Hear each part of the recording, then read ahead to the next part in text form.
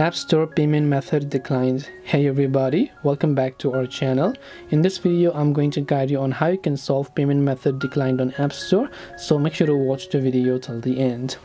In order to solve the payment method declined on App Store, because if you're having the issue with payment method, the issue is with the payment method. There's nothing wrong because your Apple is not being able to pay using the card that you have provided. So you can either change the card or contact the card provider to see why they're not accepting the card. So the easier way I would recommend is, if you have an alternative cards, just change it by going to your settings, tapping on your Apple ID profile, then going to payment and shipping.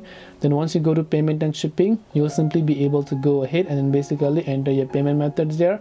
And once you've entered the payment methods, you should be able to add a new payment method and see if that actually helps you, because the issue is not with your iPhone or Apple ID, but the issue is with the card and the payment method that you're having. So hope this video helped you. If you have got any more questions, feel free to leave them down below. Thank you for watching till the very end of this tutorial, and see you soon in the next video.